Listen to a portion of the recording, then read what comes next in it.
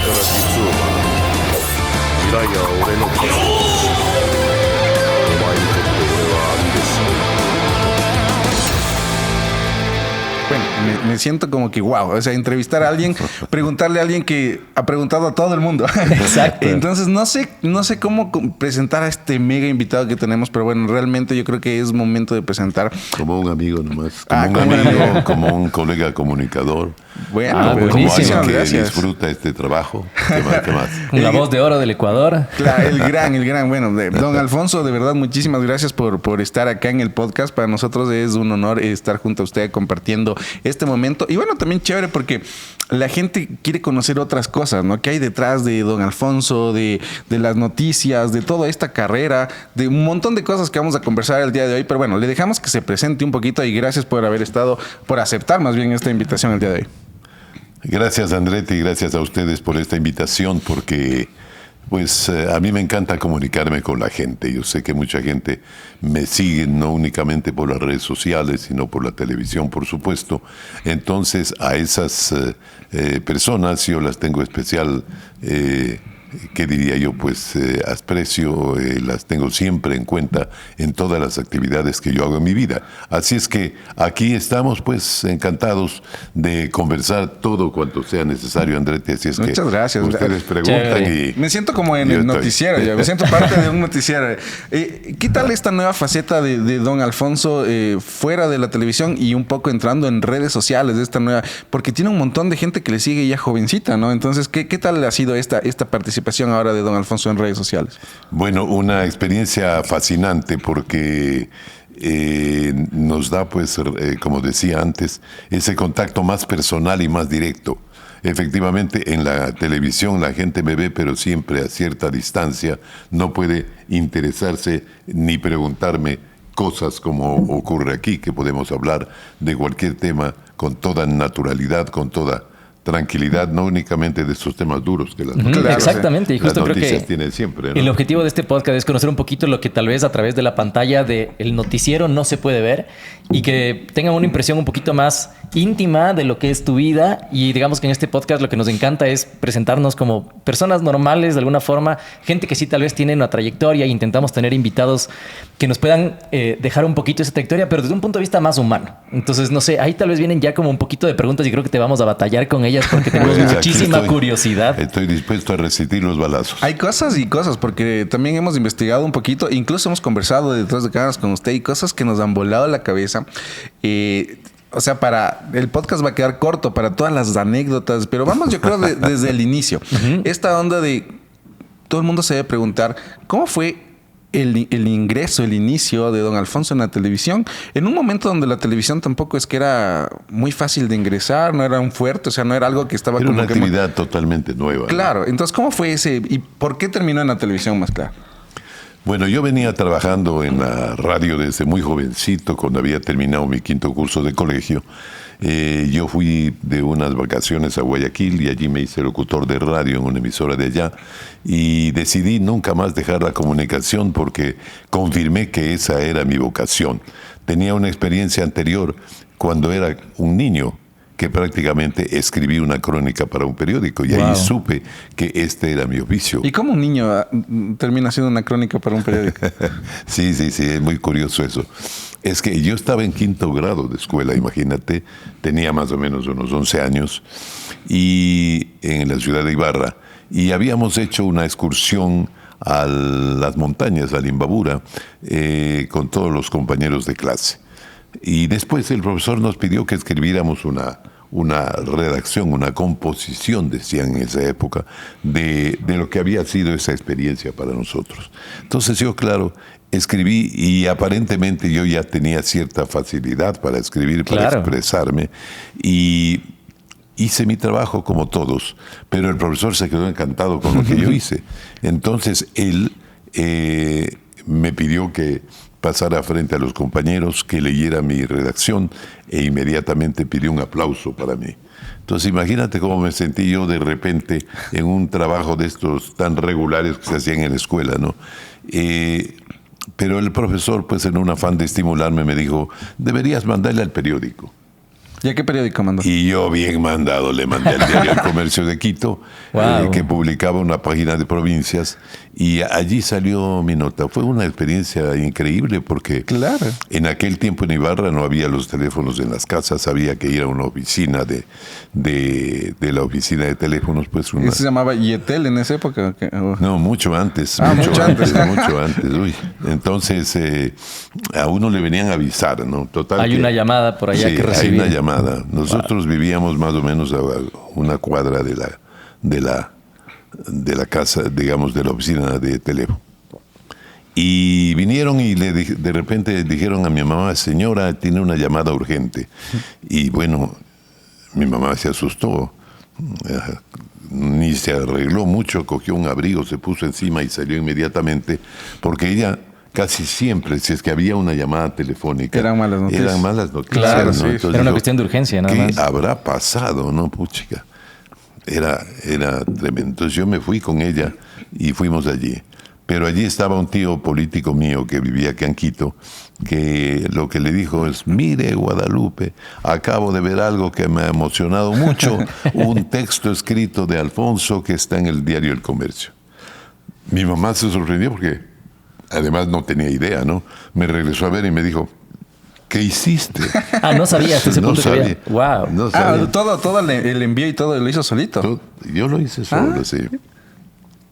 Y bueno, le expliqué a mi mamá, pues, y hablé con mi tío y él muy emocionado me felicitó y me hizo sentir más emoción todavía. De ese mismo lugar fuimos con mi mamá hasta la oficina donde se vendía el diario El Comercio, que llegaba a Ibarra en esa época como a las 11 de la mañana, ¿no?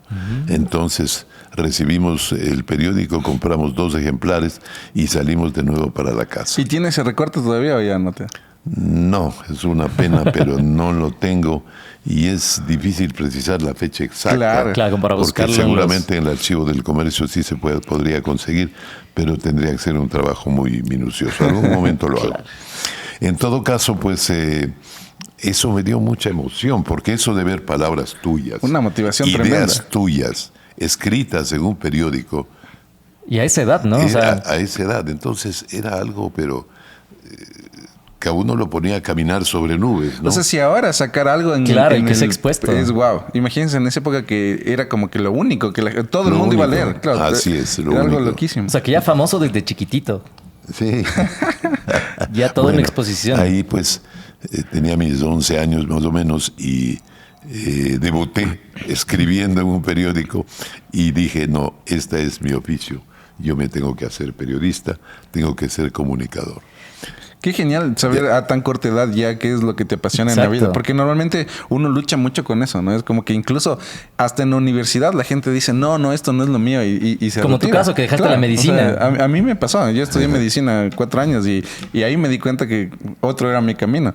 Qué genial y tener a los 11 años así la meta súper clara Bueno, y eso, haberlo sí, logrado. eso es clave en la vida, ¿no? Sí. Y así siempre hemos dicho que el tener una vocación muy definida ayuda mucho a realizarse personalmente, a seguir adelante, a no apartarse de los propósitos y los objetivos que uno se va planteando, ¿no? Entonces, para mí fue fundamental. Después vino pues la radio cuando, más o menos a los 16, 17 años, cuando... En Ibarra. En Ibarra. No, perdón, en Guayaquil. Ah, en Guayaquil. En Guayaquil, en esas vacaciones. Y yo decidí para entonces quedarme en Guayaquil. Me faltaba el 6º curso. Dije, lo hago aquí en un colegio nocturno y sigo trabajando. Ah, Pero no pude hacer eso, no pude cumplir esa aspiración porque ese año hubo muchos problemas en los colegios de Guayaquil, se cerraron como 3 planteles y había una escasez de cupos.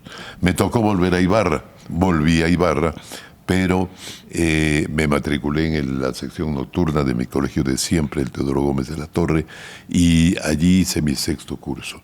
Seguí trabajando en la radio, por supuesto, ahí lo hacía en la emisora CRI, Centro Radiofónico de Imbabura, así se llamaba. Entonces, estuve 2 años allí. ¿Y de qué era el programa que hacía ahí? Bueno, hacíamos variedad de contenidos porque en esa época pues se contrataba a un locutor por horarios. Entonces yo tenía un horario que iba de 7 a 10 de la mañana y después de 11 de la mañana a 2 de la tarde y bueno, sí, en la tarde también tenía, ya no recuerdo. En todo caso, yo pues ahí montábamos, según el horario, varios programas, generalmente musicales, ¿no? ¿Cuál era la canción de moda en esa época? Uy, canciones de moda muchísimas, ¿no? había un programa que se llamaba Obsequio Musical, ¿no? Ya. Esos nombres eran muy típicos de esa época, ¿no? En este obsequio musical pues se complacía las peticiones de los oyentes. Entonces nos pedían de todo, ¿no? Estaban naciendo, digamos así, las baladas sesenteras, porque esto era pues ya el año 60. Entonces ya empezó a cambiar la música, ¿no? De la música romántica tradicional o de la música bailable tropical que se bailaba acá. Ya se pasó al rock and roll y ya se pasó al twist y a todos estos ritmos que en esa época eran muy modernos. Eran los ritmos prohibidos. Y por ¿sabes? cierto, las baladas muy románticas de grandes cantantes de esa época. ¿Y sí le hacía al baile, don Alfonso, usted? Por supuesto. Ah, sí. Por supuesto, me encantaba y con todos los muchachos de la época, pues lo que más hacíamos era reuniones, fiestas, ¿para qué? Para ponernos a bailar, para oír música, para decir pon esta, pon la otra. Tenía la suerte de tener una amiga maravillosa que tenía en su casa una discoteca que nadie tenía, Sí, porque ella tenía un discoteca hermano en la casa. en Estados Unidos, Ya. y el hermano mandaba todos los discos a Ibarra. Entonces ahí había toda la música americana de moda, ¿no? Entonces, Imponían la tendencia ahí. Los LPs. en LP, todo, por supuesto, LP. Y bueno, ahí yo conocí pues a Elvis Presley, a Neil Sedaka, a Polanca, todos esos cantantes que hicieron época en los años 60 con sus canciones. Y desde luego a los grandes melódicos, Sinatra, Dean Martin, todos estos, me fui familiarizando con ellos. Disfrutábamos bailando, ya digo, una fiesta de muchachos y también oyendo la música, porque a mí me gustaba la música en particular como cosa muy especial. Qué genial, ¿no? Es que era una época, la música de antes era otra cosa. O sea, es como para sentarse, escuchar la magia del vinilo. Es como que... ¿Y a ti qué te gusta más? ¿La de antes o la de ahora? A ver, La verdad, a ver, le voy a poner contra la pared. la pared. No, Ya, la verdad, le toca. prefiero la música de antes. Sí, sí, a mí me encanta la música antigua, me encanta el rock, me encanta... Disfruto mucho de la musicalidad. No está mal, o sea, la música evoluciona y está bien la de ahora, pero sí prefiero mucho escuchar una banda en vivo, me gusta mucho el rock clásico y obviamente en la casa de mis papis tenemos una rocola. Entonces es súper chévere. A mí me encanta oír en vinilo porque ese... o sea, El ruidito. Sí, a mí me gusta. Y aparte, como yo soy músico, me apasiona mucho. El disco de 45 exacto. revoluciones. Sí, eso para mí es genial. Y don Alfonso, una duda. Trabajando de tan chiquito, en ese momento, ¿en qué gastaba el dinero? Bueno, primero pues no era un sueldo así como para darme el lujo de gastar propiamente dicho. Bueno, a mí me fue también mi manera de trabajar y mi primera escuela, ¿no? Mi primera escuela de vida que yo tenía que hacer, porque todo eso tuve que aprender, a administrar el poco dinero que tenía, compartirlo con mi familia necesitaba además, y eso pues me permitió ayudar mucho a mis padres, a mis hermanos, en fin, éramos una familia de 8 hermanos. 8 imagínate. hermanos. Bueno, había cualquier cantidad de necesidades. Claro. muchas personas pueden pensar que don Alfonso viene pues de una familia adinerada. ¿Qué tenían? ¿Clase media, clase baja? ¿Cómo? Bueno, éramos clase media empobrecida. A veces éramos clase subterránea. Con 8 hijos, claro, es bastante difícil, ¿no? Sí, era difícil para mis padres educarlos a todos. Y ¿Cómo hacían antes de eso? Ahora es como que dar de comer a un hijo es difícil. Claro, antes ya. comían 8, familias de 12, todos estudiaban, todos tenían Escuelas, ropa. uniformes. O sea, los papás de Todo. antes eran duros. eran unos verdaderos guerreros, como dicen ahora, porque siempre estaban luchando y por sus hijos y nada más. Claro. No había otra preocupación en la vida y la esperanza siempre era que los hijos triunfen, Claro. que logren mejores resultados, que salgan adelante.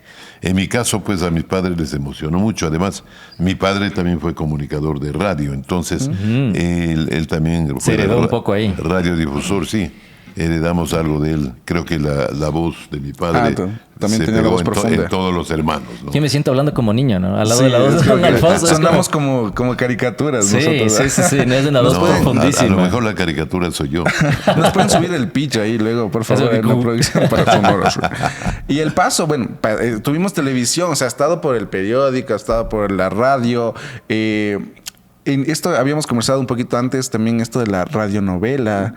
Incluso me contaba que había hecho algunas. A ver, cuéntenos un poquito ahí, pues, de las anécdotas de galán de novela. Bueno, esa es una experiencia linda, ¿no? Yo después, en el año 62, volví a Guayaquil ya para quedarme definitivamente. Guayaquil era una ciudad muy prometedora y yo ya tenía pues mis conexiones, mis amigos y quería seguir trabajando en esto, ¿no? En la radio éramos mucho mejor pagados que en Ibarra, por supuesto, porque si comparamos los mercados, pues... Claro, Guayaquil ya era claro, ciudad principal. Guayaquil ya era un mercado grande. Y con ¿no? el primer sueldo de bien pagado en Guayaquil, ¿qué se compró? Bueno, a ver, déjame recordar un poco. Con el primer sueldo, o los primeros sueldos, digamos así, me di los Gustito. pequeños placeres de muchacho, ¿no? De comprarme, por ejemplo, ropa, pero cosas que yo las veía un poco lejanas antes porque no alcanzaba, costaba mucho dinero. Me propuse comprarme un auto, pero eso ya fue mucho más tarde en la televisión. Pero dije un rato, tengo que tener un auto, además lo necesito. Y por lo demás disfrutaba, pues el cine me encanta, entonces iba al cine cada vez y cuando 2 y 3, 4 veces a la semana. Conocía chicas, por supuesto, y también gastaba cualquier con ellas. normal. Por eso se iba al cine. Y nos Hasta íbamos- a andar coqueteando en el cine. Pasábamos por la fuente de soda y, en fin. Esa de palabra vez es en muy cuando un clásica de baile. antes, ¿no? La fuente de soda. Sí, es como que te invito a una malteada en la fuente de soda. Claro, O sea, claro. si era... Ahí eran las citas. Si era coqueto ahí en la juventud, don Alfonso. Bueno, ¿quién no? Sí, la verdad no, yo tuve, y hablando de fuente de soda, pues en Ibarra recuerdo con mis amigos, mis amigas, la enamorada, en fin, íbamos a tomar helados de paila, pues. Claro, Esa era la verdadera fuente de soda, pues. Esos helados de paila tan ricos que eran baratos, entonces el domingo había que tener, por lo menos para la matiné, Ya, del Claro. cine. Y los helados. Y los de paila. helados. Eso era lo mínimo que tenías que tener. Entonces todo eso te sumaba unos 5 o 6 sucres, que era un montón de plata. O sea, la meta semanal era la matiné y el helado de paila. O sea, había que Exacto. llegar al domingo con 5 sucres. Exacto, como sea, ¿Cómo? uno tenía que arreglárselas y yo me daba modos hasta de engañar a mi papá para que me dé, ¿no? Yo iba a la oficina de mi papá casi todos los días, salía al colegio, estaba a 2 pasos y le decía a mi papá, me voy a cortar el pelo. Entonces, Y llegaba igualito el pelo. mi papá me daba 3 sucres, que era el valor de un corte de pelo. Pero estaba igual, no me cortaba el pelo, yo hacía otras Claro. cosas. Entonces pasaban unos días y yo volvía, papá, me voy a cortar el pelo. Entonces decía, pero si te di recién y ahora estás, y te veo con el pelo más largo, ¿qué pasa? No te cortas, etcétera, ¿no? Bueno, pero nos dábamos modos y mi papá seguramente sabía lo que yo le estaba haciendo, pero también me quería pues alcahuetear un Claro. poco Qué en chévere. mis travesuras, ¿no? ¿Alguna vez se dejó el pelo largo?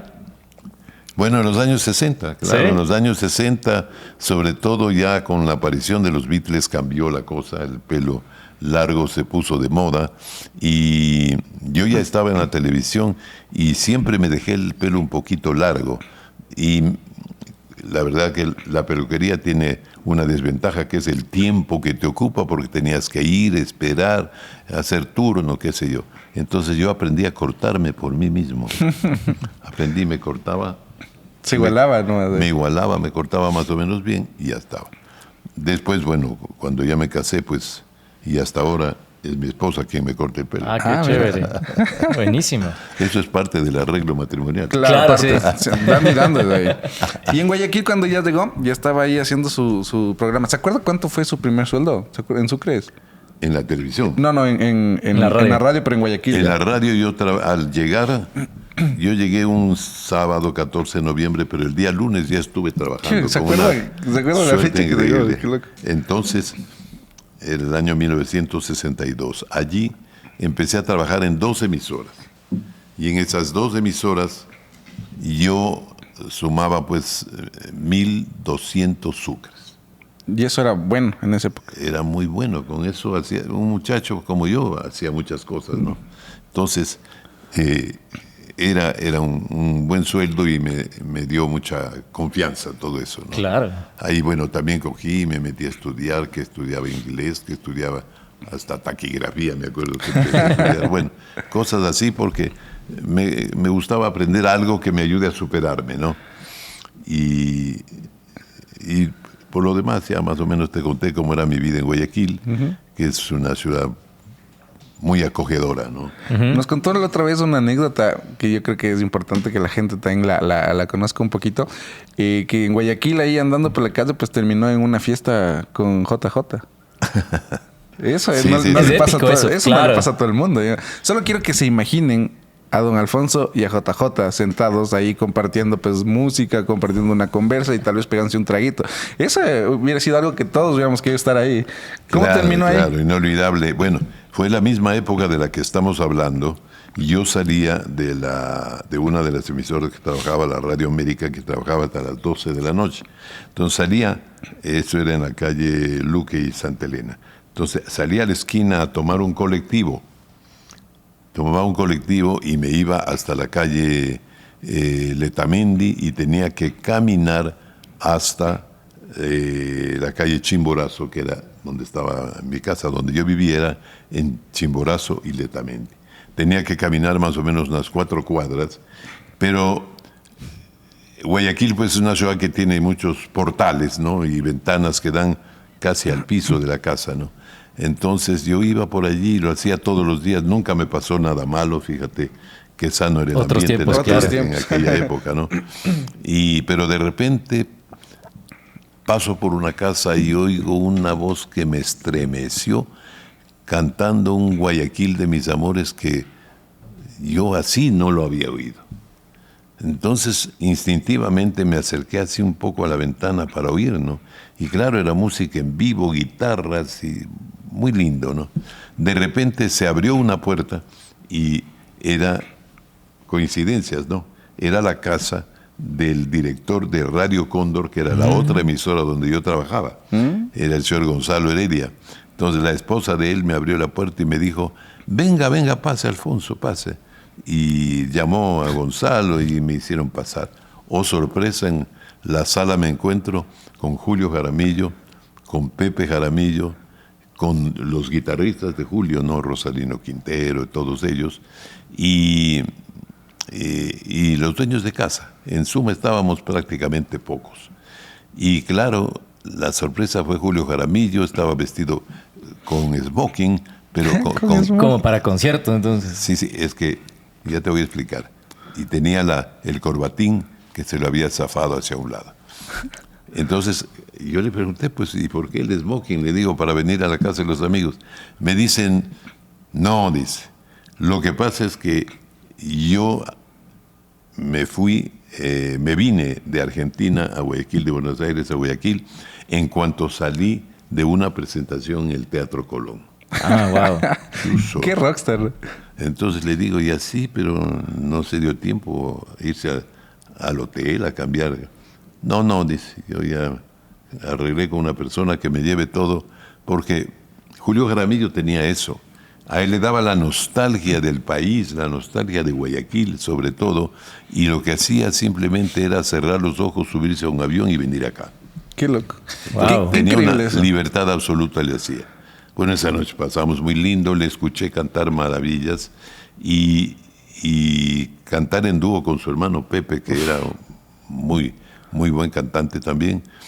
Y bueno, disfrutamos tanto que de repente eran como las 8 de la mañana y ya estábamos comiéndonos un ceviche de desayuno. O sea, esa fue una noche pero espectacular Farrón. para no olvidar. Una noche increíble, de lo que yo no me hubiera, en primer lugar, sospechado, ni idea de que eso iba a ocurrir. Claro, Claro. nada planificado. Y en segundo lugar, pues con la música que a mí tanto me gustaba.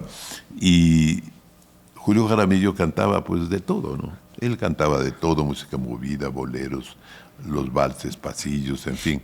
Pero era la música de moda en aquella época.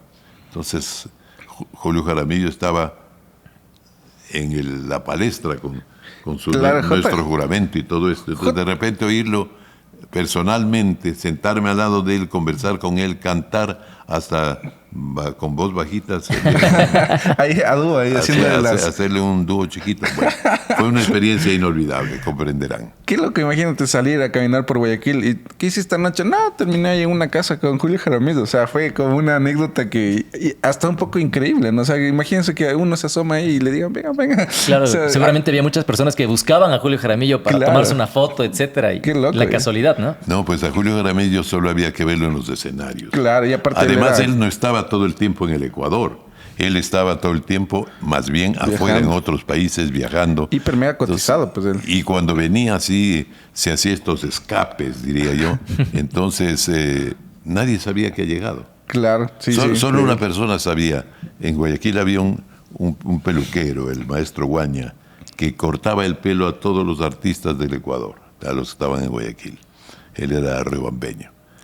Y tenía una peluquería muy vistosa, llena de fotos de todos los artistas de moda. Entonces, cuando Julio venía a cortarse el pelo también, donde el maestro Guaña. Ahí se lo encontraba. Imagínate estos gustos. Me voy a cortar Como el pelo. vos que también te pasas en la barbería ahí. No, pero aquí nomás, en la misma ciudad. Bueno, esa es la libertad absoluta, ¿no? Claro. Creo que era un hombre feliz en medio de todo, vivió corto, nos dejó mucho con su música, pero fue un hombre feliz. Claro, y como tiene que ser. Dentro de todas estas, imagínense cuántas personas ha conocido usted. Una cosa importante, yo creo que es, ¿cuál fue la primera entrevista que tuvo que hacer? O sea, cuando dijeron, a ver, tienen que traer esta entrevista y fue algo Una icónica. Sí. icónica y complicada porque fue la primera. Entonces, ¿cuál fue la primera que usted se acuerda que diga, sí, Hablando esa? de la televisión. Sí, ya en la televisión. Bueno, en la televisión yo tenía o sea, empezamos con el noticiero de la noche, ¿no? Que esa época era también a las 7 y era es decir, a las 7:30, era de 7:30 a 8. Ese ya era televistazo. Ya era Televistazo, sí. Televistazo fue siempre, desde el primer día, ¿no? Y cuando sacamos el noticiero de la 1 de la tarde, se nos ocurrió poner ahí una entrevista en vivo. Entonces se llamaba El Personaje del Día. Y entrevistábamos a alguien que estando pues en la noticia en ese momento, se volvía interesante escucharlo. Entonces, la primera entrevista que yo hice fue casi un desafío muy importante, porque era el señor Gabriel Valdés. Él era el canciller de Chile. Gobernaba Chile el doctor Eduardo Frei Montalva. Entonces, él vino, hizo una visita a Ecuador, era un alto jerarca de la democracia cristiana, y yo le invité y vino. Entonces, la entrevista duraba 10 minutos. Y hice ahí una entrevista que hablamos obviamente de política, de lo que pasaba en América. La democracia cristiana era una corriente nueva que estaba tomando fuerza. En Chile pues ya era una potencia, y en Venezuela estaba tomando fuerza, y aquí en Ecuador estaba prácticamente naciendo. Entonces se hablaba mucho pues de las teorías de la transformación, porque las ideologías centristas como la de democracia cristiana o la socialdemocracia son puntos intermedios, llamemos, entre el marxismo y el capitalismo. Así se planteaba en aquella época en el mundo político, ¿no? Entonces, la entrevista resultó muy buena, y como teníamos una gran sintonía, fue muy comentada, y la publicaron los periódicos también, porque no sé por qué razón, pero ningún periódico entrevistó a Gabriel Valdés, y él era, ya digo, un alto jerarca de la política latinoamericana. Entonces no puede ser que solo a mí se me haya ocurrido, pero no sé. En todo caso, yo lo entrevisté allí, y esa fue mi primera entrevista en aquel programa de el personaje del día, un segmento del noticiero. Buenísimo. Y una pregunta, en todo este camino de la comunicación que ha sido pues exitosísimo, que tiene hasta un récord Guinness, ¿en algún punto te despechaste así de la comunicación? Como que dijiste, necesito un break, o la verdad voy a buscar por otro lado. La verdad no, porque como les narraba yo, pues desde el principio, desde mi niñez, tengo tan marcada la vocación que me ha costado mucho trabajo dejar. He tenido oportunidades de trabajo y magníficas en otros ámbitos que no sea la comunicación. Yo soy administrador de empresas, estudié, soy ingeniero comercial también. Entonces, en ese campo se me dieron muchas oportunidades, gente que me llamaba para que yo trabaje con ellos, y siempre ofreciéndome las mejores condiciones, pero yo no me fijaba mucho en la parte económica, me fijaba siempre en mi satisfacción, En hacer lo que le en gusta. ese concepto de plenitud que uno debe tener en la vida, haciendo las cosas que a uno le gustan. ¿Verdad, doctor? ¿Y qué tal? Casi, doctor. ¿Y qué tal es don Alfonso para los negocios? Bueno, no es exactamente lo mío, lo digo sinceramente. En eso más bien tengo que ser administrado. Pero ¿ha habido algún intento de por ahí hacer ¿Alguna otra cosa un aparte, emprendimiento, algún negocio? Sí, sí, por supuesto. Yo tuve en Guayaquil una joyería. Wow. Joyería. Una joyería. ¿Cómo ocurrió esto? Unos amigos, un matrimonio, una pareja de cuencanos que vivían en Guayaquil tenían pues una joyería muy bien ubicada en el centro de la ciudad, pero deseaban volver a Cuenca. Entonces me pidieron que yo les consiguiera una persona a quien venderle la joyería. Pero la dueña del negocio, pues mi amiga Cecilia Vázquez de Ramírez, ella sufría mucho, penaba mucho por su joyería. Por su Decía, negocito. hermanos, ¿de quién va a caer esto? Hermanos, ¿cómo va a ser esto? No puede ser que nos vayamos, pero en cambio ya tenían la decisión tomada. Entonces le digo, bueno, y si quieres, yo no te puedo comprar, le digo, la joyería, pero si quieres trabajemos juntos, hagamos una sociedad, yo te administro y aquí estamos. Y yo decía yo en persona, pero realmente la que tomó a cargo el asunto, ella sí tiene una buena inclinación hacia los negocios, es mi esposa Priscila. Ella pasó a administrar la joyería, yo trabajaba en el tiempo que la televisión me permitía y claro, como es hacía todo cuanto podía para que el negocio siga funcionando bien. Y efectivamente siempre nos funcionó muy bien. Mis amigos estaban felices en Cuenca, seguían teniendo su joyería, no se desprendían de ella.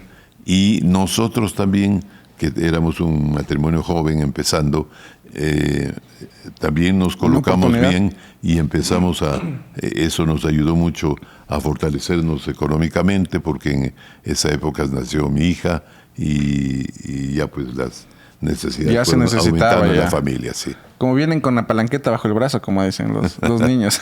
Aunque no creo que vienen con... Así tanto no. Sí, más bien vienen a comerse la palanqueta. yo A lo creo. mejor con una yuya o algo así. Una yuyita. Una yuyita.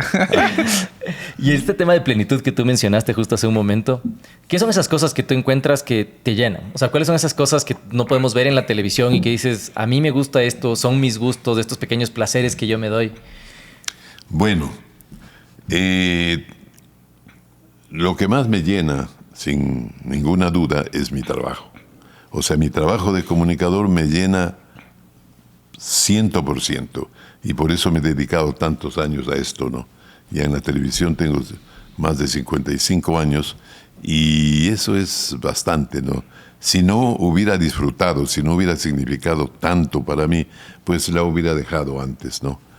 Pero claro, tengo mis inclinaciones, mis hobbies, mis actividades alternativas, digamos, ¿no? Porque siempre hay que balancear un poco para que el trabajo, la profesión, no lo vaya ahogando a uno, ¿no? Uh-huh. Entonces, claro, yo he tenido siempre, primero, una preocupación por la salud En función de ello, soy muy sano, por supuesto, pero en función de ello, yo no he dejado, por ejemplo, de hacer mis ejercicios. Trato de ser muy disciplinado en eso, porque eso además es una actividad que distensiona mucho y de esta carga de tensiones que nos da la televisión, ¿no? Mi otro gran hobby es la música, ¿no? Todos cantan ahí en la familia de usted. Sí, todos cantamos efectivamente, como en las otras generaciones, lo hizo mi padre, me lo hicieron mis tíos, hasta a mi abuela la recuerdo con una guitarra en la mano y a una hermana de ella con una ¿cómo se llamaba eso? No es una bandolina, sino... Cítara, ¿qué será? Algo parecido, pero que se tocaba aquí en el Ecuador mucho. La de la doble cuerdita. No me acuerdo cuál es. Charango, no sé. Qué moderno que eres, qué Sí, moderno. no, Tú eres el músico aquí, ayuda. Pero esa sí ya no sé, ¿ves? ¿Cuál será? Ahí les dejamos de lección. Si alguien sabe qué instrumento es, pues que nos Nos pongan en avise. los comentarios ahí. O sea, viene... Bandolín. Bandolín, el bandolín. O sea, pero viene de una familia entonces que le encantaba la música Le también. encantaba la música, entonces yo crecí escuchando cantar, todos mis tíos cantaban. Tenía unos tíos con unas voces espectaculares, ¿no? Una tía que era una soprano, pero increíble. Si hubiese nacido en otro país, seguramente hubiese sido una gran estrella en eso.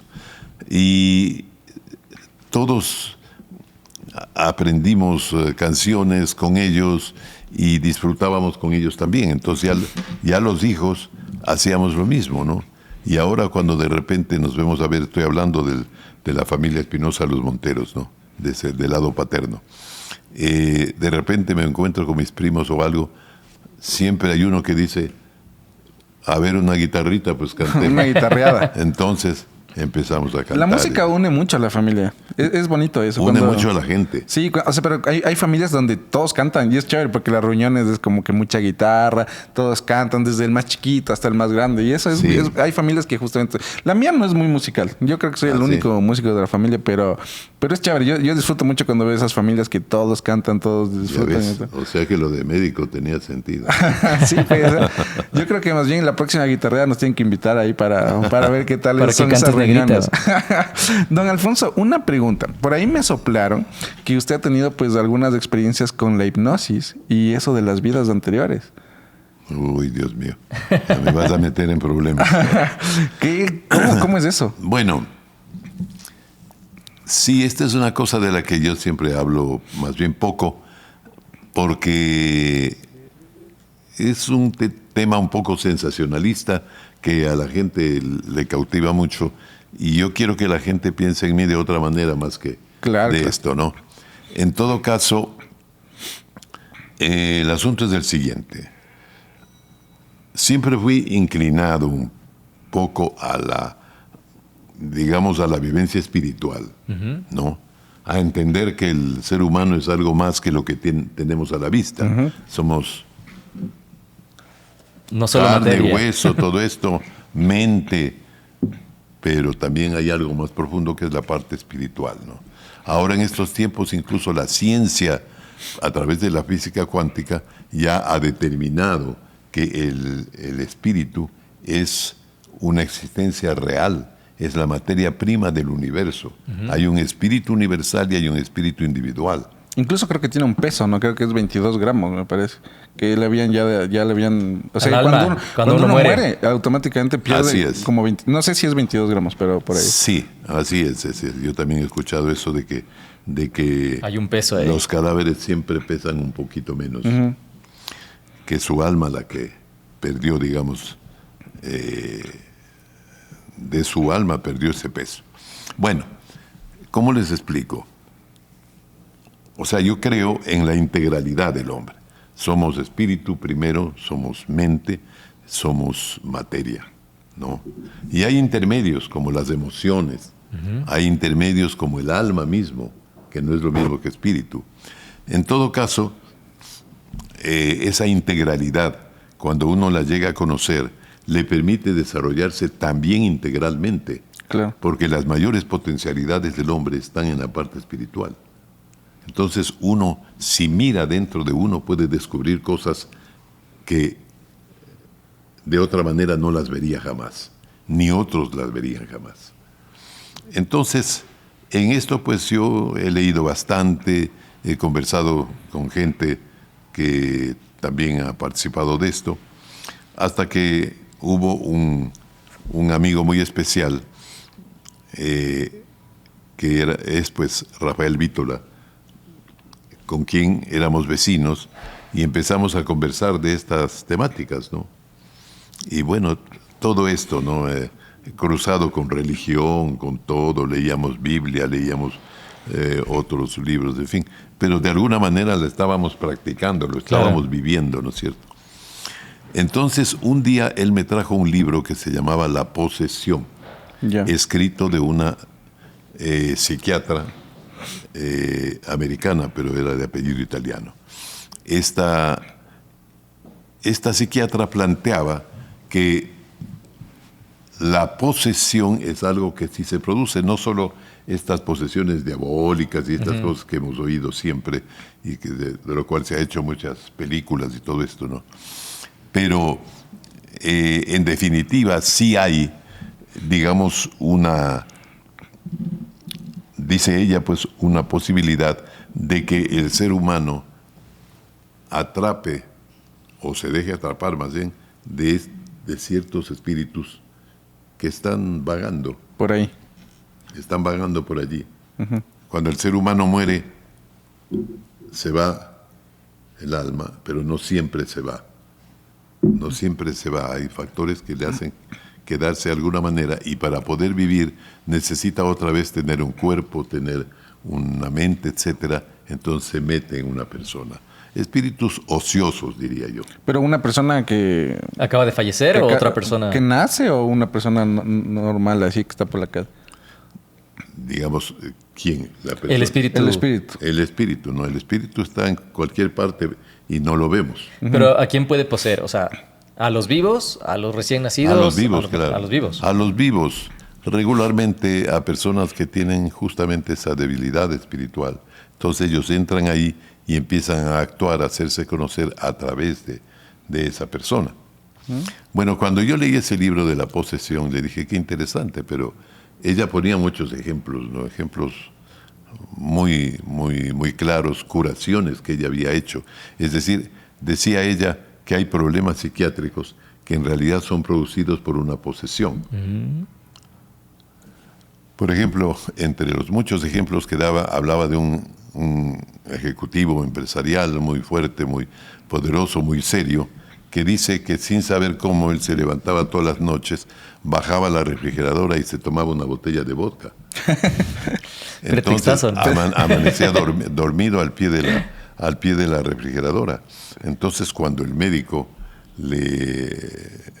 él consultó con médicos y todo, le dijo, pero qué raro. Dice, yo no tomo, nunca tomo, dice, pero no sé qué me pasa de noche, ya me he levantado, de repente cuando me despierto estoy en el suelo. Entonces, cuando le vio a esta doctora, le examinó y ¿qué encontró? El espíritu de un borrachito que estaba dentro de él. Eso era todo. Entonces, casos como estos pone muchos esta doctora, ¿no? Entonces, yo comenté con Rafael y le digo qué interesante. Y Rafael me dice, ¿por qué no hacemos algo en este campo? Dice, si yo sé hipnotizar. Wow. Porque esta doctora lo que hacía era hipnotizar a sus pacientes. Le digo, ¿tú sabes hipnotizar? Sí, dice, yo sé hipnotizar. Desde joven me gustaba y practicaba. Ok. Entonces empezamos a hacer. Hicimos un primer experimento con una chica de unos 12 años de edad, con consentimiento de los padres, por supuesto.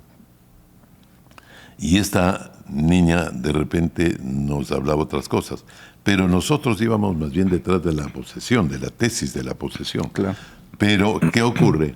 Que en un momento esta chica nos decía que estaba ubicada. ¿Dónde estás?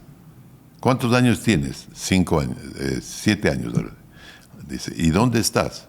Estoy en un claro del bosque. Entonces, esa expresión claro del bosque, claro, aquí no la usamos mucho. Claro. Entonces, a mí me dio la sensación de que no era ella la que me contestaba, pero pensé que era el espíritu posesionador. Entonces seguimos preguntando y de repente llegamos al punto en que ya le dijimos, ¿en qué año estás? Y nos dijo en el 1500 ni sé cuánto. Hijo. Wow. ¿Y se asustaba o no? Claro, pues imagínate ahí. Entonces, ¿qué resulta? Que en realidad era ella reencarnada. Ah, era esa mismo, pero. Entonces ahí le fuimos llevando a los puntos de frontera entre una vida y otra vida. Resulta que ella había sido ese niñito que era varón, el de la primera encarnación, que se llamaba Antonio. Y después también fue un pirata. Qué loco. Un pirata en el África. Wow. Y murió en un asalto de estos de barcos piratas. Después fue un médico en Londres, que era un médico de raza negra, y le mató un racista. Wow. Siempre murió Trágicamente. trágicamente. Y eso se repetirá en la niña. También fue una niñita en plena Revolución Rusa. Y ahí también la mataron a ella, que se había escondido con unos hermanos en un closet. Wow. Todo eso nos narró, increíblemente, con detalles, con nombres, con todo. Entonces ahí caímos en la reencarnación. De la tesis de la posesión pasamos a la tesis de la reencarnación. Y la niña esta, la original, digamos, la que estaba viva, no tiene idea si falleció trágicamente también. O sea, se cumple ese patrón. La chica felizmente está muy bien, no tiene ningún problema y espero que esta vida pues sea muy feliz y no tenga ningún contratiempo de ese tipo que peor le conduzca a la muerte, Claro. como fue en sus vidas anteriores. La semana pasada justo leí un libro que se llamaba Muchas vidas, muchos maestros, que hablaba exactamente eso. Eso claro, ese es el libro famoso de... Sí, acá lo tenía justo para... Es de Brian Weiss. Brian Weiss. L. Weiss. Él ha escrito muchos libros, Brian, Impresionante. sobre este tema, ¿no? Es algo que realmente apasiona. O sea, usted tiene súper claro que sí hay algo detrás de. O sea, es fiel. Es o sea, real. No, yo sí, definitivamente, sí creo en la reencarnación porque hemos visto cosas. Y usted no sabe sus anteriores vidas. No vas a creer, pero hasta ahora no me he dejado hipnotizar. Porque sí sería súper interesante, ¿no? Capaz ver ahí. No Claro. diría, por temor a nada, ¿no? Porque a uno no le pasa nada si te hipnotizan, ni te vas a quedar dormido para toda la vida, ni nada de eso. Pero no he querido hacerlo, la verdad. No ha habido chance, no sé, cuando nos hemos reunido hemos estado para eso. Y mucho depende pues de mi amigo, que es el que sabe hipnotizar, ¿no? Algún rato esperemos traerle a él. Sí, es buenazo. Está de hacer un en vivo. Claro, Una imagínate una hipnotizada. hipnotizada en vivo. Qué genial sería eso. Le entrevistan mucho. ¿Sí? Él es una persona muy enterada de esto porque él se dedicó de lleno a este asunto. Claro, esa vaina es súper chévere. A mí también me gusta muchísimo. No me he puesto a estudiar realmente, pero sí me gusta. Y yo sí creo mucho que hay algo detrás de. O sea, después de, más bien dicho. Sí, es decir, después de la vida y después de la muerte, de hecho hay otras formas de vida, ¿no? Hasta las religiones, todas nos hablan de eso. Y toda escuela filosófica, sobre todo las orientales antiguas, hablan de la reencarnación. Claro. Entonces, eso es un hecho, yo también creo en eso, por lo que he visto, hemos visto muchísimos casos muy curiosos, porque esta facultad o esta facilidad que tiene pues mi amigo, le permitió a él ayudar a muchas personas, ¿no? Sí, wow. Es O que sea, así como en la teoría freudiana uno puede tener un trauma que has recogido en tu niñez, entonces vía hipnosis pueden llevarte a tu niñez, Y lo bloquean. hacerte sentir el trauma nuevamente y te liberas automáticamente de él. Y lo mismo justo en otras vidas también. Lo mismo ocurre con ciertos traumas de otras vidas que son difíciles de entender. Les cuento rapidito un caso. Sí, ¿está bien? claro. Una señora joven nos fue a ver. Tenía problemas con el esposo, joven también. ¿Y cuál era la pelea? Ella era muy pegada a las labores de ayuda a las personas, sobre todo a minusválidos, a niños, a personas que necesitan una ayuda especial. y se dedicaba a eso. Y tenía constantemente unos dolores así en la cadera, ¿no? Que ningún médico le había dicho qué le pasa. Le hicieron todo tipo de exámenes, pero no pasó nada. Allí, pues, terminó visitándonos a nosotros y nos dijo que ella quería saber qué le está pasando a ella y, en definitiva, que su vida adquiere un sentido si es que hay algo desconocido. Perdón. Claro que sí. Es súper interesante todo esto, ¿no? Porque imagínate, yo vi un corto ahí un ratito nada más que la gente ya descubrió que sí había un ¿cómo se llama? El cielo, pero el paraíso, ¿ya? Ya. Descubrió que había un paraíso y la gente que tenía una vida fea aquí se mataba. Porque Para ir al paraíso. como ya sabían que había un paraíso, entonces todo el mundo estaba asegurado que mejor iba a estar allá. Y hubo así como que full gente se empezó a matar porque ya sabían que había un paraíso. Es un corto ahí medio raro, pero me pareció interesante. Los musulmanes van a la guerra Claro, con ese- para morir y llegar más rápido al paraíso. ¿Y Con qué, sus y qué le, vírgenes. y qué le pasó a la señora con los dolores? Bueno, hicimos el trabajo de siempre, se le hipnotizó y todo lo demás, y se le empezó a averiguar. Se le llevó a una vida que tenga relación con estas experiencias que ella estaba teniendo. ¿Y que se encontró? Que ella había sido una persona minusválida. Wow. Y como penosamente, pues, ocurre, aunque ahora ocurre menos, le castigaban y todo. Pues, ¿saben? No sé, pues, una persona que tiene retraso o algo, le cuesta aprender las cosas, entonces le castigaban. Claro. Le castigaban mucho. Y cuando le llevamos a esos momentos de su vida, ella estaba en un pozo, castigada ahí. Encerrada en un pozo y llorando y golpeada, ¿no? Y le golpeaban en la cadera. Wow. Entonces, por eso era el dolor de la cadera. Y también eso explicaba su inclinación por Claro, para ayudar, claro. ayudar a la gente que no... O sea, más o menos nosotros podemos como que solucionar alguna de las cosas que tuvimos en la anterior vida mal. Si es que tienes como traumas, un ajá, trauma, como ¿no? Con- acarreas sí. problemas. La misma teoría del trauma, pero aplicada a la otra vida, no a esta, ¿no? Qué interesante. Entonces ella es increíble, pero ella regresó después de unos días y nos dijo, estoy completamente curado. Ya no tengo el dolor, me ha pasado todo. El único problema que sigo teniendo es con mi marido. Pero eso Ese tiene sí no puede arreglo. cambiar. Porque él no quiere aceptar, dice que esto es mentira.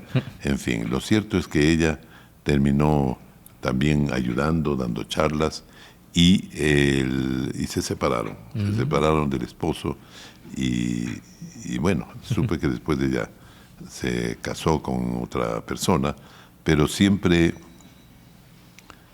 ya curada, por decirlo de alguna manera, a través de este reconocimiento que hizo de una etapa anterior de reencarnación. Y don Alfonso, ¿cuál era su papel en estas sesiones de hipnosis? Mi amigo decía, siempre me llamaba a mí, ¿no? Y me decía, como éramos vecinos, además era fácil encontrarnos, entonces me decía, no, tú eres entrevistador, tú sabes preguntar. Yo no sé. Las preguntas pepas. O sea, incluso imagínense hasta entrevistado en otras vidas. Claro. O sea, ya- Eso le falta al récord Guinness. Claro, eso falta poner en el récord Guinness. No solo entrevistar en estas vías, entrevistó en 1500 algo, me dijo. Entonces imagínense qué interesante. ¿Quién quita que en su otra vida usted también era comunicador en algún diario? En algún A lo periódico? mejor, no sé. Qué interesante. Pero es una cosa interesante, pues que, repito, yo no la toco mucho porque la gente puede pensar que hay charlatanería en todo esto, ¿no? Porque también hay, sí hay Claro, charlatanería. como en todo, pero. Sí hay charlatanería en muchas cosas, pero de mi lado yo puedo decir que lo que yo he visto, y he visto en la experiencia de estas otras personas, pues no es charlatanería. Claro, Wow. sí, total. Qué chévere. Gracias por compartir eso. A mí me habían dicho ahí más o menos algo, entonces por eso no pude perder la oportunidad No, pero es de interesante preguntar. todo ese tema, ¿no? Wow. Sí, sí. Y conocer otra faceta, pues, de don Alfonso, que imagínense, yo no le veía ahí como que en un papel Una ahí. sesión ahí. Sesión así. Qué chévere saber que es una persona súper espiritual, que se preocupa de todo eso, porque es yo creo que es parte fundamental cuando nosotros, como usted dice, nos conocemos. Entendemos en qué podemos mejorar, cómo nos podemos curar, cómo nos podemos sanar. Y eso es súper, súper interesante. Pero pasando un poquito así de cuáles... Conócete a ti mismo. Exacto. ¿No es eso? Pasando un poquito, digamos, de cuáles gran naves, desafío. de cuáles naves, de cuáles navos. Este encuentro que está tenido con las redes, con el internet y todo, pues también le dio justamente algo que usted sacó a colación, que es este pequeño libro de memes, digamos. ¿Cómo lo toma usted esto de los memes? ¿Le molesta? ¿Lo toma con gracia? Porque bueno, la gente aparte le tiene Es con muchísimo cariño ¿no? y respeto Porque dentro de todo, ¿no? nosotros hemos caminado, o sea, sin mentir, hemos caminado una cuadra aquí para comer al frente y full personas pasan en los carros, don Alfonso. O sea, es como que hay muchísimo cariño de la gente. Entonces, por eso mismo creo que todos estos memes y todo esto es con mucho respeto, pero es como que haciéndole parte de, no sé, Sí. ¿cómo lo toma? Efectivamente, como lo estás pensando exactamente y como has podido observar. Es decir, uno tiene que ganarse, sobre todo en mi oficio, pues el respeto de la gente. Pero si tú te ganas también el cariño de la gente, las cosas son mucho mejores para ti. Los resultados son mejores y logras unir mucho a la gente, puedes cultivar causas comunes, plantear objetivos que sean válidos para todos, en fin. Esto de los memes, pues, empezó a salir y yo al principio me sonreí, pero no le di mucha bola. Pero después ya era toda una práctica en la casa. Ha salido un meme, ha salido un meme. Entonces veíamos el meme, nos reíamos todos y hasta ahora lo hacemos así, nos estamos siempre riendo. Y claro, a mí no me disgusta. ¿Por qué razón? Porque yo veo que de ninguna manera se me quiere agredir. Nadie se pone en un plano de insultarme o de decirme cosas, falsedades, si me dijeran mentiroso, no sé, cualquier cosa así, delincuente, corrupto, me ofendería, pero no, la gente me dice cosas bonitas, Sí, graciosas, no, son superchéveres. son graciosas, son bromas, Claro. bromas. Recién vi que subió una que decían, don Alfonso puede poner una foto con Eloy Alfaro, creo que era. Y le hicieron un montaje, qué bueno esto es. Sí, pusieron, por ahí está una foto. Bueno, y tengo algunas con don Eloy. Con mi pan Eloy. Con mi padre Eloy. Y- Entonces ahí pues es una experiencia, es decir, para mí fue una etapa nueva esta de los memes, Claro. que no me la esperaba, pero fue una etapa que me hizo más conocido ante Sí, los demás. total. A las nuevas generaciones. Exacto, y las nuevas generaciones, porque ahora veo que en las redes está mucha gente joven pendiente de lo que yo hago, de lo que yo digo, de lo que yo cuento, e inmediatamente se rega y se divulga, ¿no? Y claro, los memes son parte de eso, ¿no? De esta nueva etapa que hasta aquí ha sido Una nueva etapa forma de comunicación. buena para mí, una nueva forma de comunicación, así es. Yo vi que igual en una entrevista que le hacían a usted contó un chiste que decía que dos cangrejos se tapan. Eso estuvo buenísimo. Sí, es que me preguntaban cuál es el meme que más me ha gustado. Entonces yo decía, bueno, todos son graciosos, bonitos, en fin, y no son hirientes ni nada agresivos. Pero este en especial me hizo sonreír mucho porque me parece además muy inteligente. Ni siquiera aparezco yo en el meme. Claro. Porque están dos cangrejos en la playa y uno de ellos dice, oye cangrejo, ¿en qué estás pensando? Y él le dice, en la inmortalidad de don Alfonso. Ese es épico. Claro, buenísimo. Porque el dicho es en la inmortalidad del Claro. cangrejo. Pues, claro. Entonces el cangrejo está pensando en la inmortalidad de don Alfonso. Y aparte hay una creatividad ahí. Hay un trabajo fuerte dentro de los memes. Porque Un ponerse a trabajo. crear tanto meme, estar Bueno, pensando. yo he visto obras de arte. Claro. Obras de arte en todo sentido, y ustedes que están en este mundo de la comunicación, del video y que hacen un trabajo de altura en esto, pueden darse cuenta que hay algunos de estos memes que son, pero obras de arte. Sí. Total. Yo doy fe porque he visto unos memes buenísimos. Y realmente, como digo, con mucho respeto. La gente es como que se toma muy a muy buena onda, pero usted sube una foto y tal el mundo ahí como que chévere, don Alfonso. O sea, hay mucha... Es una marca muy fuerte la suya. Y justamente para hablar un poquito de eso, yo creo que es una de las marcas de Ecuador más poderosas que hay porque todos crecimos viéndole, pero en la tele todos los días. O sea, yo, imagínense, por eso le digo que para mí es súper chévere estar aquí, porque yo no tengo memoria de ver otro noticiero. O sea, mis papis todas las noches empezaba Televistazo, todas las noches usted. Así yo no esté viendo el noticiero La Voz. Entonces, es como que muchas generaciones crecimos con eso. Y yo creo que por eso mismo es importante. Me gustaría mucho encontrarle, más bien que usted nos cuenta, ¿cómo es poder crear una buena marca personal? Y sobre todo, ¿qué es para usted una marca personal? Porque una cosa es que te diga cualquier persona y otra cosa es que diga Claro, una antes marca... se dice, es que es famoso, ¿no? Pero es completamente Claro, diferente. O sea, no. es una Sí. autoridad. Exacto. Una marca personal alta, porque todos tenemos marca personal, pero una marca personal alta es algo que se cultiva dentro de uno hasta lograr una repercusión, porque según una definición que hace nada más y nada menos que el dueño de Amazon, fíjate, él dice, marca personal es lo que dicen de ti cuando sales del cuarto. O sea, lo que la gente habla. Habla a tus espaldas. La marca personal la crea la gente en función de lo que tú has hecho. Pero ¿qué es lo que uno hace para lograr marca personal? Bueno, tenemos por allí un curso pues que menciona 4 pasos para construir la marca personal. Y no voy a entrar en mucho detalle, pues ya los que están interesados en eso ya lo buscarán.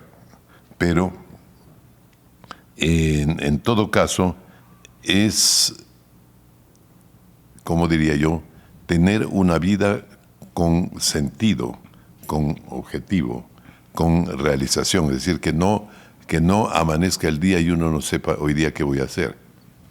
No. Ya uno tiene que saber qué voy a hacer hoy día, cuál es mi motivo de vida ahora, en este día, en estas horas, qué me corresponde.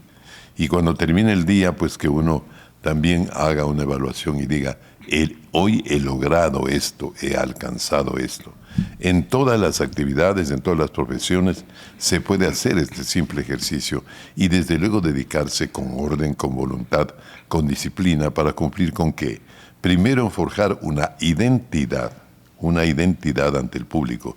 El público no solo tiene que saber tu nombre, el público tiene que saber qué eres, cómo eres, qué te propones con esta actividad que tienes y empezar, la gente por allí empieza a admirarte porque empieza a encontrar cosas que él también quisiera hacer, ¿no?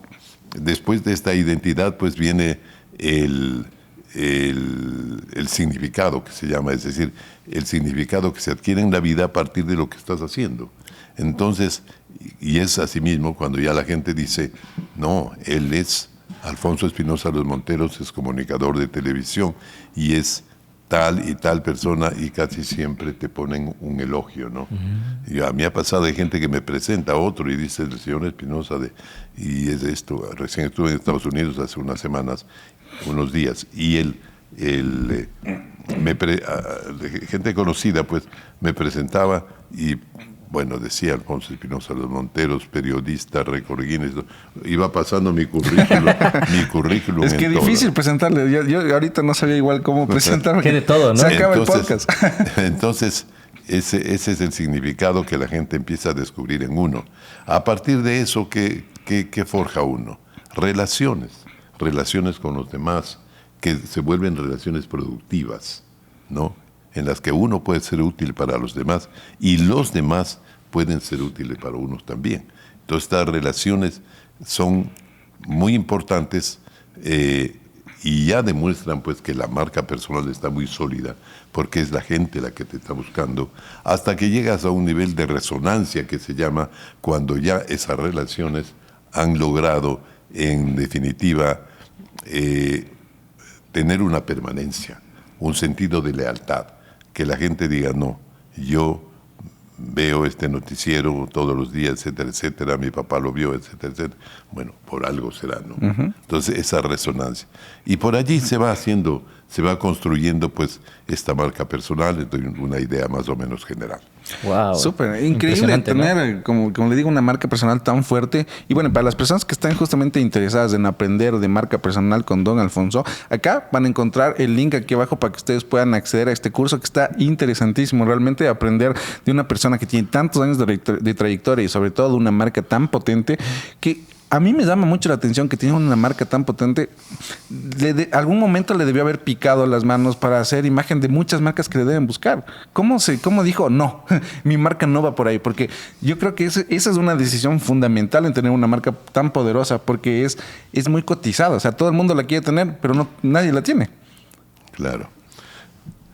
Sí, y recalco, en cualquier actividad, no necesariamente en la mía, pero uno sí tiene pues la posibilidad de alcanzar ese alto nivel de marca personal, y precisamente en este curso del que tú mencionas, yo voy mencionando cada paso, pero dándoles un poco las muestras de mi ejemplo de vida, para que la gente que ya me conoce sepa exactamente qué hay detrás de mí y cómo se ha hecho esta marca personal, ¿no?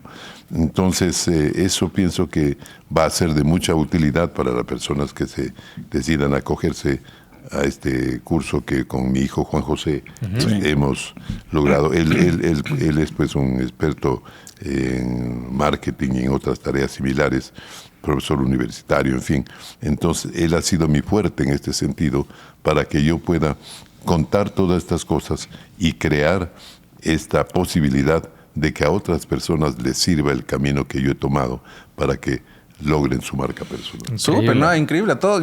Nosotros ya vimos el curso, así que vale muchísimo la pena. No se olviden, acá les dejamos justamente el link. Y bueno, yo creo que para terminar, porque en honor al tiempo, ¿no? Porque nos podemos quedar, sí, pero horas de horas. Es que hay tanto que conversar con usted que solamente no me puedo ir sin hacer la última pregunta. Yo sé que usted, pues, solo quiero que se imaginen este choque de titanes. Que yo sé que don Alfonso, un día usted se topó con Chuck Norris, que es otro rey de los memes, que justamente es como que Chuck Norris todo el mundo dice que es inmortal. O sea, Chuck Norris no puede morir.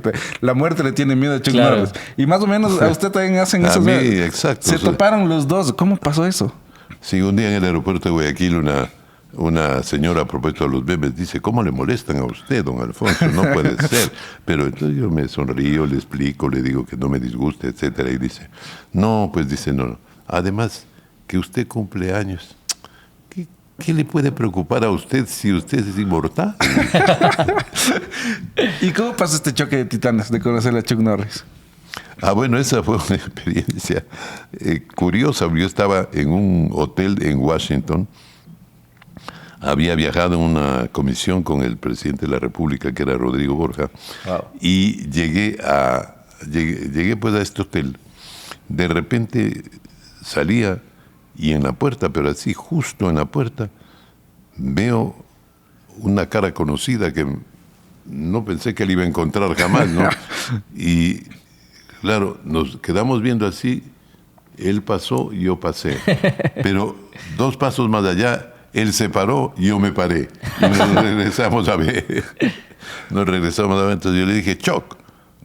Yes, me dice. Oh.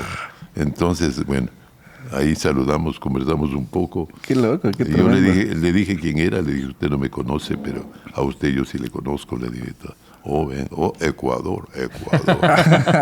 Qué genial, don Alfonso. Le agradecemos muchísimo por este espacio. Yo sé que, bueno, no sé si ha habido ya invitaciones a otros podcasts. No sé si a usted le he visto en muchas entrevistas, pero no le he visto en un podcast. Así que realmente para nosotros es un honor que haya aceptado esto. Para todas las personas que quieren aprender, igual abajo está nuevamente el link. Palabras finales, Juan. Sí, no, para mí todo un honor haber escuchado estas historias, conocer un poquito más de este lado que no se ve en la televisión. Y que obviamente, como tú dices, a mí me quedó mucho una palabra que es resonar. Y es claro, don Alfonso ha resonado en mi vida, como tú dices, igual todo el tiempo, porque desde que soy bebé prácticamente he estado siempre igual viendo el noticiero, escuchando, y es impresionante poder tenerlo ahora aquí. Así que muchísimas gracias por esta oportunidad. Y de mi lado nada, o sea, simplemente agradecerle. Bueno, yo tengo que agradecerles a ustedes también, porque ha sido una conversación que creo que la hemos disfrutado mucho. Sí. Esperemos que el público también, para que en definitiva no se arrepienta y se haya interesado en algunas cosas de las que hemos hablado, porque todas son cosas en la vida que tienen un sentido, que tienen un significado, que muestran un camino, que abren una puerta. En fin, hay que mirar así positivamente y dar pasos hacia esas metas que nosotros nos hemos forjado. Totalmente. Gracias. Gracias a usted. Gracias Y a también ustedes. les tenemos una primicia porque, bueno, si ya quieren escucharle más a don Alfonso y menos a nosotros, también se viene el podcast de don Alfonso. ¿Ah? Ese también es ahí, ya se viene una sorpresita que viene por ahí. Así que nueva modalidad, don Alfonso en redes, don Alfonso pues entrándole justamente a esta nueva tecnología. De verdad, muchísimas gracias. No se olviden de suscribirse, comentar cualquier pregunta que le quieran dejar a don Alfonso, lo dejan aquí y le dejamos también el enlace para que los que quieran y estén interesados en resonar su marca personal con este tremendo curso. Muchas gracias nuevamente, don Alfonso, pues y le esperamos en una siguiente oportunidad. Ya, Así que- pues, Andretti. Bueno, como siempre, un gusto y así será también. Chévere. Si es que hay más cosas que contar, no sé. Ya. No, Ay, un montón. creo que Así le que va a haber suscríbanse parte para dos. los siguientes. Sí. Muchas gracias a todos ustedes igual por estar aquí con nosotros y darnos la oportunidad de contarles un poco estas vivencias. Gracias, les queremos mucho y nos despedimos. Chao. Nos vemos. Chao. Gracias. Chao.